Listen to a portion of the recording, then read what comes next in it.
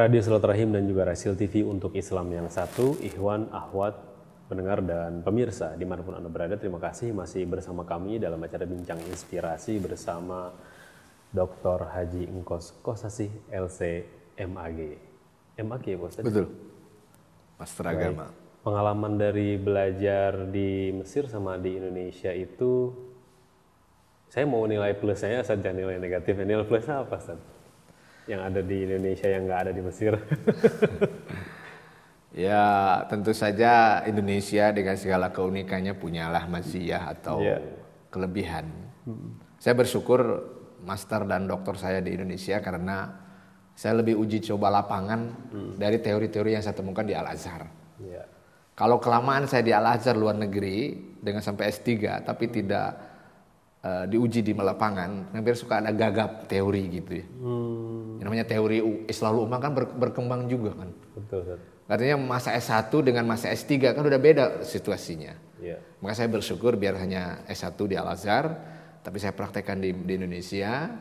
Suasana Al-Azhar saya praktekkan, tentu ada pengkondisian juga. Tradisi Al-Azhar tidak bisa sepenuhnya dipraktekkan di Indonesia. Mau tahu contohnya ya?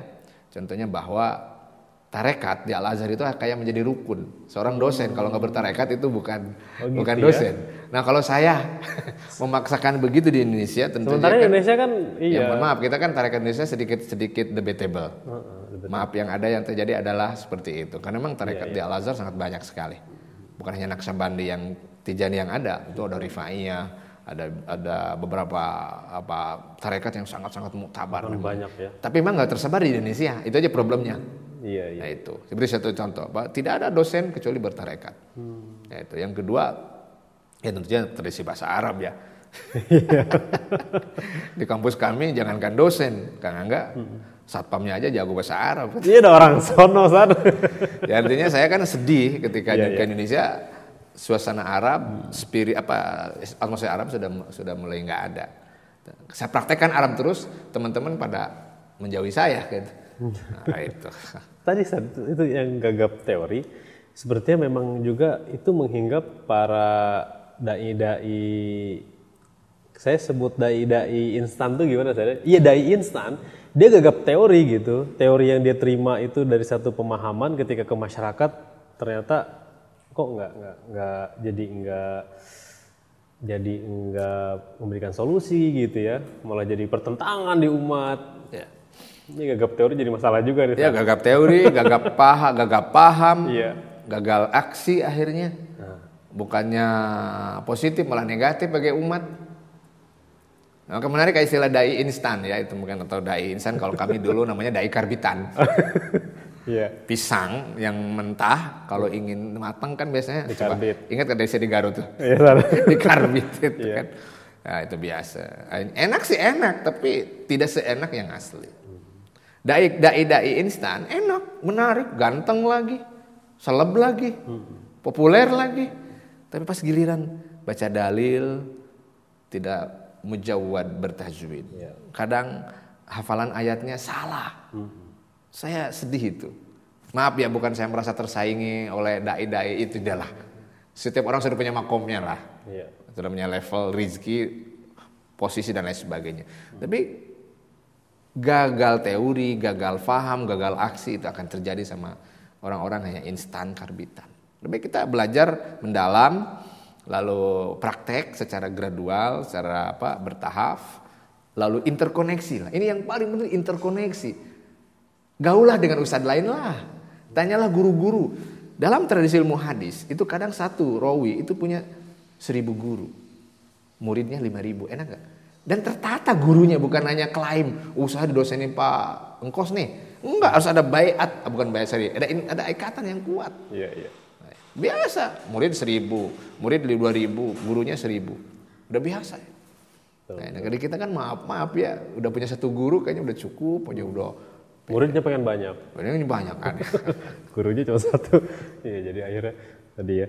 Baik, Pak Ustadz, saya akan ke tahap selanjutnya ini mengenai kudwah, Pak Ustadz ya. Contoh bagi musoleh, orang yang soleh gitu ya, ketika dia ingin masuk ke Islahul Ummah, kedua panutan yang bisa dijadikan apa ya istilahnya itu ketika ada masalah di lapangan pasti merujuknya ke sini. Kalau secara akidah jelas Nabi Muhammad SAW. Tapi ketika melihat fakta dengan dinamika permasalahan umat, masalah politiknya, masalah pendidikannya, masalah ekonominya, itu harus lihat ke siapa kita nih. Ya. Kalau melihat role model atau kudwah, sebenarnya kan konsepnya adalah sejauh mana output dari tarbiyah pendidikan. Betul ada faktor X, tapi kan tetap dalam dakwah ya, tetapi kan tetap ada target. Nah, Nabi berhasil mendidik kudwah di antara para sahabat dengan multi talenta. Ada yang pebisnis, Abdurrahman bin Auf. Ada yang intelektual, seorang Ali bin Abi Thalib. Negarawan adalah seorang Abu Bakar. Utsman itu adalah birokrat plus pebisnis. Ya. Kalau Umar bin Khattab ya jago perang tapi jago mikir. Pemikir. Ya. Pemikir. Pertama mungkin periodenya paling panjang ya. Yeah. Daripada Utsman. Kalau Utsman betul panjang tapi kan 6 tahun standar, stabil, 6 tahun setelah itu chaos. Kalau Umar enggak. Makanya Umar bin Khattab punya 125 kreasi tentang tata kelola pemerintahan. Hebat enggak? 125. Nantilah kita tayangkan khusus ya. Jangan sekarang, ini baru promosi aja bahwa nanti ada episode bagaimana kecemerlangan seorang Umar bin Khattab. Sampai banyak lahir ilmu, bukan hanya ilmu ketatanegaraan, ilmu ekonomi juga lahir tuh di. Ya, itu Umar bin Khattab. Iya. Seperti adanya pos, itu Umar bin Khattab sudah mengenal. Iya. Pos ya, surat penyurat kayak gitu. Maktab. Nah, dan sebagainya ya. Iya. Makanya kudwah itu sebuah keniscayaan dalam sebuah tarbiyatul ummah. Sekecil apapun role model atau kudwah itu yang munculkan lah. Ya. Makanya kenapa ada murabbi, pendidik, pendamping. Itu dalam rangka kudwah itu terjaga. Ya. Ada mutabaah, evaluasi. Betul dari sana dari evaluasi melahirkan reward and punishment. Kalau kadar yang bagus diberi hadiah, diberi penghargaan. Kalau yang jelek diberi hukuman. Hukuman itu yang edukatif dan yang mendidik. Nah, saya teringat Kiai Haji Ahmad Sanusi, beliau memberikan kudwah yang terbaik bagaimana dakwah melalui media massa pada zaman Belanda ternyata lebih ditakuti daripada pasukan gerilya bersenjata. Saya kira ini sebuah kudwah juga dalam berjuang. Ya katakanlah kekuatan militer orang Sukabumi berapa sih melawan Belanda yang sudah terstruktur, sudah masif kekuatan militernya. Oke. Makanya beliau adalah perjuangannya melalui media massa. Melalui tulisan-tulisan yang disebarkan ke jamaah. Ternyata kudwah seperti ini justru ditakuti oleh Belanda. Tulisan, agitasi secara tulisan itu sebenarnya lebih menakutkan bagi para penjajah. Tetapi kalau Abdul Halim yang di Majalengka, beliau berbeda. Memang karya tulisan seorang Abdul Halim tidak banyak seperti Ahmad Sanusi yang punya tafsirnya, punya beberapa karya-karyanya banyak karena berbeda situasi. Nah ternyata kalau Abdul Halim kudwahnya adalah dalam seorang tabliger yang konon itu kata-kata katanya kalau beliau lagi orasi, kalau beliau lagi presentasi itu subhanallah sangat menggetarkan. Irama lalu auranya itu aura jihad yang sangat para masyayikh atau dulu yang kader pertama PUI ketika didoktrin dengan ideologi intisab yang syahadatain asyhadu alla ilaha illallah wa asyhadu anna muhammadar rasulullah Allah goyatuna Allah tujuan kami wal ikhlasu mabdauna ikhlas prinsip kami wal islahu sabiluna perbaikan jalan kami wal mahabbatu syiaruna cinta adalah simbol perjuangan kami. Itu suara yang menggetarkan semua orang menangis, bergetar dan siap jihad. Nah di sini terjadi kolaborasi model sebenarnya kudwah. Ada kudwah bil kitabah, ada kudwah bil khitobah. Tapi kalau bil khitbah nggak ada ya. Ada banyak satu, tapi tidak, ada ya? Tidak terekspos. Oh tidak terekspos, itu untuk nanti di belakang layar. Oh. Jadi bagaimana kitabah itu moral model. Harus adalah mufakir, khatib, penulis. Tapi juga ada yang bil khitobah, orator. Orator, seorang Abdul Halim oratornya tinggi. Seorang Ahmad Sanusi kitabahnya tinggi. Dan barangkali saya sekarang di PWI ini terakhir ini adalah ingin berbicara mengenai kolaborasi, mix, dua model menjadi satu. Bahwa kader PWI sebagai bagian dari umat harus jago nulis dan juga jago dalam retorika. Nah, kalau sudah terbina seperti ini, insya Allah kita tidak akan kekurangan kapasitas para dai yang jago nulis dan juga jago komunikasi massa, public speaking. Kalau latar belakang nasionalis ya kita punya Soekarno ya. Betul. Nulisnya jago, oratornya juga jago gitu ya. Potensinya besar ya sadar umat ini untuk besar bisa ke situ ya. Besar dari punya nilai historis. Lalu nilai-nilai ideologis. Ya aksi 212 coba kalau bukan karena historis. Iya. Dengan spirit masumi umat Islam bisa menyatu dari secara politis. Dengan teologis katakanlah siapa sih yang kalau bukan Allah yang menggerakkan jutaan orang. Nah kan sebuah kenyataan bahwa kita akan besar selama interkoneksi, sinergi, dan hilangkan ego-ego sektoral. Saya membayangkan bagaimana umat ini ketika berjamaah satu nafas, maka yang terjadi adalah power, yang adalah izzah. Dan saya kira sekarang dibutuhkan sekali. Dengan tragedi Rohingya, tragedi Palestina, di Suriah juga belum beres. Yeah. Yang saya khawatirkan, saya pernah bukan tersinggung, tapi semacam terpukul juga dengan pernyataan seorang mujahid Palestina ketika tim kami relawan kami datang ke sana, dia mau beri sumbangan aja, mereka itu kayak nggak minta-minta itu orang-orang, padahal dalam keadaan tertekan secara ekonomi, tapi nggak ada istilahnya. Kalau kita kan pasang mimik prihatin supaya gampang diberi, mereka punya izah. Oh, justru mereka menunjukkan kehormatan mereka, maksudnya begitu ya. Yang kedua pernyataannya gini, kalian jangan khawatirlah dengan kami. Mentalitas maksudnya ya. Tapi juga kami khawatir dengan kalian, katanya. Giliran ujian kehidupan seperti ini, lalu kalian terima, kira-kira kalian sanggup gak seperti kami? Pertanyaan itu yang menohkan. Iya juga sih bilang. Kita kan sementara maaf ya penonton, komentator, ya, hanya melihat dari jauh, belum jadi aktor, belum menjadi pelaku aktif.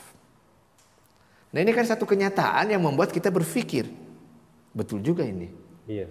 Ketika kita belum siap dengan qudwah, role model dari para tipe pejuang Islam, saya khawatir kita akan gagap aksi, gagap paham, gagap teori. Padahal kan siklus peradaban terjadi. Coba, siklus peradaban terjadi, ada turun, ada naik, nanti turun lagi.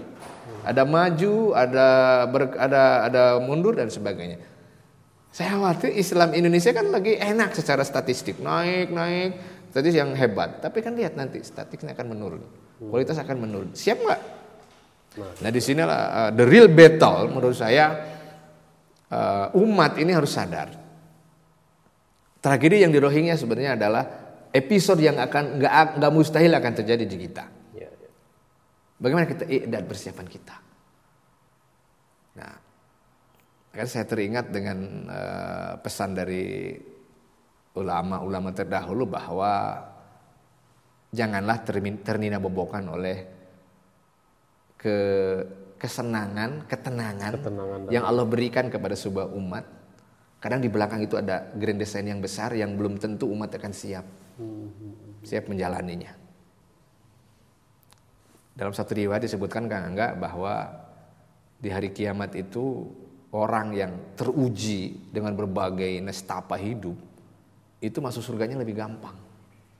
Karena mereka sudah melewati episode yang panjang gitu. Tapi orang yang diberi kesenangan yang panjang itu susah masuk surganya karena lewati pos pemeriksaan hisab yang panjang. Sehingga sebenarnya menyesal mereka orang yang diberi kesenangan, ketenangan itu, ya Allah, balikan lagi ke dunia deh, biar aku menikmati ujian, biar mereka sisit kulitku, mereka tumpahkan darahku, Yang penting aku mendapatkan ketenangan seperti mereka. Makanya ada ungkapan negeri para syuhada seperti Palestina, Suriah. Ya karena memang mereka mengalami perjuangan yang langsung bisa menjadi syahid, sementara ya kita hanya teori aja. Teori. Tentu ini sebuah renungan juga. Betul satu sisi Indonesia masih kondusif. Katanya ada harapan bahwa kebangkitan akan dari Indonesia. Ya kita terima itu. Tapi juga jangan ini membohkan. Iya. Episode keruntuhan sejarah umat harus kita paham bersama. Siklus akan terjadi. Siklus akan muncul kepada ini. Pertanyaan, siapa kita? Nah, sementara kalau sudah ada wihdatul ummah, sinergi antar umat di berbagai negara, insya Allah derita Rohingya adalah derita kita. Derita Indonesia adalah derita mereka. Subhanallah, satu spirit kan. Itu konon aksi-aksi kita tentang Palestina itu kalau sudah diliput Al Jazeera itu pemerintah Israel juga mikir gitu, karena ratusan ribu demonstran itu menggetarkan Palestina. Loh, kalau Palestina sudah terbakar, intifadah jilid keempat terjadi, repot itu. Nah, artinya kan peran dari media massa, dakwah-dakwah digital seperti ini saya kira sangat penting sekali untuk mendistribusikan emosi, mendistribusikan kepedulian terhadap qadiyatun min qadaya al-ummah, satu aspek dari problem umat yang sangat banyak sekali. Yaitu. Baik. Dan yang terakhir Ustadz, ini mengenai masalah hidayah Pak Ustadz ya. Tadi mencontohkan perjuangan dakwah para nabi, para sahabat yang ternyata ujian itu datang dari tubuh mereka sendiri, ada yang dari keluarganya. Kalau organisasi misalkan ada dalam ortomnya sendiri gitu ya, ada di kadernya sendiri. Kalau di rumah itu ya ada di anaknya sendiri ujiannya ternyata gitu ya. Ketika dia menyuarakan kebenaran di luar, ternyata di dalam ini tidak menerima justru. Nah ini masalah ini kan berarti menjadi fitnah bagi muslim, bagi orang yang soleh gitu Pak Ustadz. Apakah takdirnya bagi seorang dai itu seperti itu perjalanan dakwahnya, atau bagi Rasil juga ternyata fitnah kami bukan hanya di luar, fitnah di dalam Rasil juga ada gitu. Begitupun dalam umat Islam ini, ceramah tentang rahmatan lil alaminnya luas, ternyata di dalam tubuh umat Islam sendiri itu justru mereka tidak setuju dan bahkan bertolak belakang gitu ya, seperti yang dialami oleh Nabi Nuh dari keluarga. Bagaimana Pak Ustadz melihat ini? Hidayah itu dari kata hada yahdi hidayah, fawahad wadhaka mahdi. Maka kalau dengar Mahdi itu kan maksudnya Imam Mahdi kan, maksudnya imam yang dihidayahi. Imam Mahdi ya, Muslim yang Mahdi. Mahdi. Kalau Allah adalah Al-Hadi, pemberi. Kalau petunjuknya disebut hidayah. Hada yahdi hidayah, huda. Hidayah itu milik Allah. Tatkala Rasul di injury time menjelang wafatnya Abu Thalib, beliau mengatakan, ya ammi, wahai pamanku, kul, ucapkanlah la ilaha illallah. Tanpa Muhammad Rasulullah enggak. Ucapkan tahlil saja, la ilaha illallah. Fa'aba, tetap enggak mau. Beliau sedih kan. Sampai meninggal Abu Thalib dalam keadaan tidak mau mengucapkan tahlil la ilaha illallah. Maka ada ayat yang menghibur Rasulullah SAW, innaka la tahdi man ahbabta. Sekalipun orang itu kau cintai, engkau tidak bisa memberi hidayah. Walakin Allah yahdi. Tetapi Allah lah pemberi hidayah may yasha, kepada siapa yang ia pilih. Jadi menarik di sini bahwa tingkat Rasul saja tidak punya otoritas membagi hidayah, menurunkan hidayah. Hanya Allah pemberi hidayah. Hanya di sini menarik yang adalah ada orang yang dikehendaki oleh Allah untuk dapat hidayah. Mungkin pertanyaan adalah bagaimana kita menjemput hidayah, mempersiapkan lingkungan yang membuat orang dapat jadi ahlul hidayah. Bukan hanya masjid doang, Masjid Al-Hidayah, Nurul Hidayah. Nurul Hidayah nama perempuan. Nama perempuan lagi. Nah itu. Saya teringat di dalam tausiah seorang Ahmad Sanusi dalam Tamsyiatul Muslimin, dalam tafsirnya juga beliau menekankan betul bahwa hidayah ini suci, maka hanya orang suci lah yang bisa, orang yang punya kesucian diri yang bisa disiapkan untuk mencapai ahlul hidayah. Iya, iya. Umar bin Khattab pagi hari mau membunuh Rasulullah, kok siang hari sudah jadi jamaah Rasulullah. Ini preman, mau membunuh malah jadi jamaah. Ini episode cepat sekali kan. Betul. Ternyata Umar itu preman iya, tapi dia punya kebeningan hati. Dia itu cacatnya hanya akidah saja sebenarnya. Lah urusan keberanian, kejantanan, dermawan, Umar di zaman jahiliyah sangat terkenal. Kehormatan juga ya. Kehormatan. Dan memang sangat kuat fisiknya, karena enggak. Dia tuh pernah tuh berkelahi dari pagi sampai sore. Nggak ganti-henti. Itu tingkat sabuk apa itu ya kalau? Itu udah coklatnya, hitamnya udah hitam kayak gimana itu? Kuat sekali. Umar terkenal itu. Jadi sebenarnya dia udah punya embrio, apa ya? Sudah punya bakat, talenta untuk menjadi orang yang ahlul hidayah. Karena bening. Umar kan nggak pernah mencederai wanita. Dia nggak berzina. Ya, itu lihat. Saya nggak menemukan ya jahiliyah Umar sampai minum arak, khamar enggak. Nggak menemukan, saya nggak menemukan. Masalah akidah saja. Hanya akidah saja. Berarti ini calon preman pensiun memang sudah ada bakatnya dulu, sudah preman banget. Ya, coba lihat sejarah orang-orang preman yang tobat sebenarnya kan jelek-jelek gitu, tetap dia bapaknya tukang muadzin, azan, macam itu kan. Saya lihat background preman, tetap itu ada basic lah. Nah, sama juga saya kira Allah Subhanahu Wa Taala memberikan hidayah kepada orang yang tepat. Orang punya ahliyah, kapasitas, hidayah diberikan. Nah, ternyata lingkungan yang mendukung Umar beralih drastis dari pembunuh mau membunuh jadi berjamaah dengan Rasulullah. Faktor dari Fatimah binti Khattab, adiknya yang lebih dulu masuk Islam. Adiknya lebih dulu masuk Islam, maka dia marah, lalu mau memukul. Tadi memukul iparnya, ditahan oleh Fatimah, maka Fatimah yang kena. Seorang petarung tiba-tiba mukul wanita, jagoan nggak itu? Coba itu di titik kemanusiaan sebenarnya itu yang meruntuhkan seorang Umar. Iya betul. Aku ini tukang. Dia merasa terhina. Terhina. Iya. Sudah wanita, adanya lagi. Ada yang harus dilindungi, wanita harus dilindungi. Ternyata dia mukul. Walaupun nggak sengaja dia ada ingin mukul iparnya yang laki-laki, tiba-tiba Fatimah yang lebih duluan. Tapi adegan itulah yang membuat fitrah ketauhidan dia muncul. Orang tadinya mau marah, tiba melihat darah keluar, mulai kan. Nah ini Allah siapkan fitrah, sehingga setelah lirih itu apa yang kertas apa itu yang di tanganmu wahai Fatimah? Ini Quran. Ini seperti belum ada mushaf ya. Ini adalah bagian dari Quran. Boleh aku baca? Tidak. Kamu orang kotor. Kamu mandi dulu lah. Kamu toharah dulu. Sehingga Umar mandi, udah beres baru beliau baca. Ternyata surah Toha kan? Toha ayat 1 sampai 5. Ya Umar kan orang Arab. Jago sastra. Oh ya. Langsung tertanam hatinya sehingga Aina Muhammad katanya. Mana Muhammad? Tembok akidahnya langsung runtuh ya. Ya memang punya basic beliau kan. Iya. Aina Muhammad. Antarakan aku ke Muhammad. Yang lucu pagi-pagi Aina Muhammad, saya akan bunuh. Pagi-paginya. Pagi-pagi, tapi siang hari Aina Muhammad, saya ingin berbaiat. Taslim ya. Taslim. Tapi kan Umar bin Khattab itu ketika datang itu juga masih pedang juga ke rumah Arkom.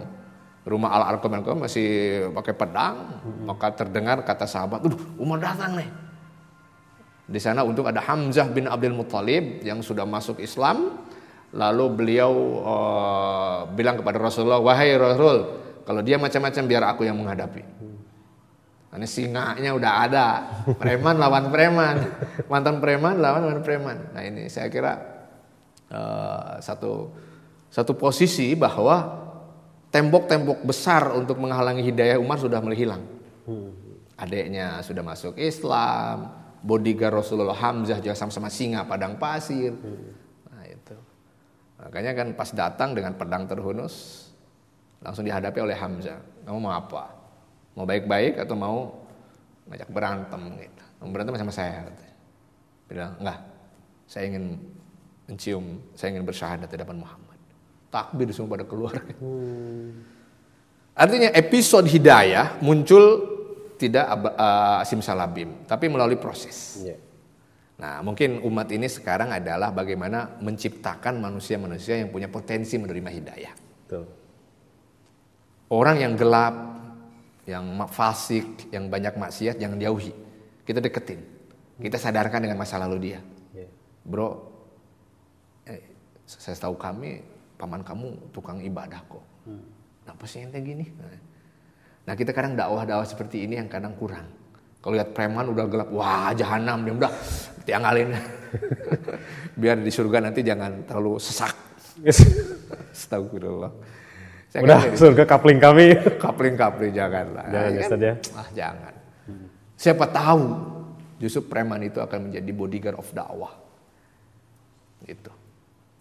Kayaknya kita berharap Rasil TV ini menjadi rasil, messenger, penyebar risalah bahwa ya kali-kali mungkin ada ustadz mantan preman yang ikut juga memberikan pencerahan berdasarkan eksperimen pengalaman dia sehingga menjadi ternyata ya. Saya kira ini penting sekali. Itu jadi warna dakwah loh. Warna dakwah. Ini preman pensiun daripada ustadz pensiun. Ya, bahaya ustadz pensiun. Ini preman pensiun, tukang maksiat. Nah ini. Kalau seandainya kita bisa menikmati atau menjalani metode tarbiyatul ummah berbasis penyiapan potensi berhidayah, dapat hidayah, masya Allah. Nah itu. Ya tentu saja kita kembalilah karena hidayah milik Allah ya pada akhirnya adalah ya kita pasrahkan kepada Allah. Rasul kan ketika ditelempari oleh orang Taif hanya mengatakan Allah mahdi qaumi fa innahum qaumun la yaqilun. Ya beri hidayah ya Allah karena mereka itu belum sadar, belum cerdas. Nah, sekarang di sini mungkin kita harus punya kesabaran yang tinggi untuk islahul ummah berbasis sinergi. Jangan ada ego sektoral antar ormas, antar partai, antar kelompok, antar jamaah. Mari berjamaah biar penyakit ini segera disembuhkan. Baik. Apalagi lihat penyakit zaman modern kan macam-macam sekarang ya. Iya, Ustaz. Nah, berarti penyakit sosial umat juga macam-macam sekarang. Saya kan nggak jauh antara penyakit fisik dengan non fisik. Ya, iya. Nah itu. Subhanallah, perbincangan saya dengan Ustadz Engkos Kosasi. Ustadz, kita sudah di penghujung waktu. Sebagai penutup, yang perlu kita garis bawahi dari seluruh bahasan yang sudah disampaikan oleh Ustadz apa kepada pendengar dan pemirsa? Ikhwan dan akhwat rahimakumullah, islahul ummah adalah sebuah keniscayaan, kebutuhan kita. Tetapi tentu saja bagaimana kita memulai islahul ummah, itulah awal dari kesuksesan kita membuat islah. In uridu ilal islah, para nabi terdahulu sudah dibekali doktrin bahwa dakwah mereka adalah dakwah islah, bukan kepentingan pribadi, ekonomi, duniawi. In ajriya illa 'ala Allah, yang tidak akan mencari pahala kecuali ada pahala dari Allah Subhanahu wa taala. Karenanya kita berharap betul muslih yang muncul di Indonesia adalah muslih berdasarkan manhaj para nabi dan Rasul Allah Subhanahu wa taala. Benar-benar menjadi manusia yang sadar bahwa islah ini keniscayaan. Islah ini melalui proses yang panjang, melalui tahapan-tahapan yang tidak mudah, tidak sederhana. Tapi katakanlah tadi dengan kita mulai ada pembinaan umat, kita mulai ada mencetak role model qudwah, lalu kita siapkan lingkungan yang kondusif, dan terakhir memang kita harus banyak berdoa untuk adanya hidayah dari Allah Subhanahu wa taala. PUI Jawa Barat insyaallah sangat antusias dengan dakwah-dakwah islah seperti ini, dengan segala nilai historis yang kita miliki, dengan SDM yang ada. Kita akan berjamaah juga dengan kelompok jamaah yang lain. Insya Allah Indonesia tanpa umat akan nihil. Indonesia, umat tidak memikirkan Indonesia, berarti itu juga sama dengan tidak punya kontribusi dakwah terhadap negara yang kita cintai ini. Makanya sinergi antara ulama, umara, pebisnis, birokrat, rakyat, sebuah keniscayaan kalau umat ingin ada kejayaan, kebangkitan.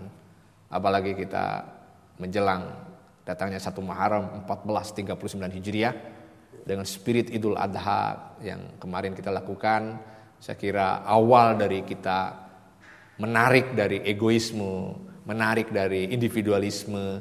Mari kita seperti seorang Ibrahim yang bisa mensatukan 3 potensi dalam keluarganya menuju terjadinya hanya dari seorang Ibrahim dengan 52 keturunan berakhir kepada Muhammad bin Abdullah.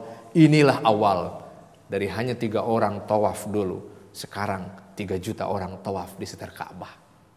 Dari hanya beberapa gelintir orang, sekarang 1,9 miliar sudah mengucapkan La ilaha illallah Muhammadur Rasulullah. Tantangan dakwah banyak, ujian dakwah banyak, tapi yakinilah, in tansurullaha, jika respon dengan panggilan Allah untuk berjuang, yang surkum, Allah kuatkan, Allah memberikan kemenangan. Jangan takut menghadapi tantangan, tapi takutlah dari lari dari tantangan. Semoga Allah memberikan kekuatan, keberkahan, kejayaan pada umat dengan spirit al-jamaah di atas segalanya. Umat menjadi konsentrasi kita untuk diselamatkan, dibina, diarahkan, dan diantarkan kepada gerbang mardhatillahi ta'ala. Saya tutup dengan satu pernyataan dari Abu Darda. Wallahi, tidaklah orang termasuk cerdas sampai dia membenci manusia karena Allah ataupun mencintai manusia karena Allah. Mardhatillah adalah spirit dalam berjuang, spirit dalam mengemban amanah pembinaan umat ini. Semoga ada manfaatnya. Mohon maaf atas segala khilaf. Keluarga besar PUI Jawa Barat sekali lagi mengucapkan selamat kepada jemaah haji yang mulai bersiap-siap pulang ke tanah air. Semoga mereka menjadi haji mabrur. Juga kurban kita kemarin mudah-mudahan diterima oleh Allah Subhanahu wa taala menuju 1 Muharram 1439 Hijriah biidznillah taala. Demikian yang bisa saya sampaikan. Mohon maaf atas segala khilaf. Alafum minkum. Baik. Subhanallah Ustaz, terima kasih banyak Ustaz atas perbincangan dan juga tausiahnya. Ikhwan akhwat, demikianlah bincang inspirasi bersama Bapak Dr. Haji Engkos Kosasi LCMAG, Ketua Pimpinan Wilayah Persatuan Umat Islam Provinsi Jawa Barat. Saya akan memberikan nomor kontak Ustaz, boleh? Silakan sebar. Siapa tahu ada pendengar atau pemirsa yang mau, saya pengen kontak ke Ustaz nih. Mau nggak? Boleh Ustaz ya? Boleh banget. Ikhwan akhwat, silakan dicatat nomornya. Anda bisa langsung kontak bersilaturahim dengan Ustaz Engkos di nomor 0813 9412 5419. Saya ulangi sekali lagi, Ikhwan akhwat, silakan dicatat 0813 9412 5419. Ya, demikianlah acara ini, Ikhwan akhwat. Saya Angga Aminuddin ditemani para pejuang dakwah, ada Rizal Al-Haq, ada Muhammad Dedi dan juga Atep Setiabudi. Kami undur diri, mohon maaf atas segala kesalahan kata. Billahi taufiq wal hidayah. Subhanakallahumma wa bihamdika asyhadu an la ilaha illa anta astaghfiruka wa atubu ilaik. Assalamualaikum warahmatullahi wabarakatuh. Waalaikumsalam warahmatullahi wabarakatuh.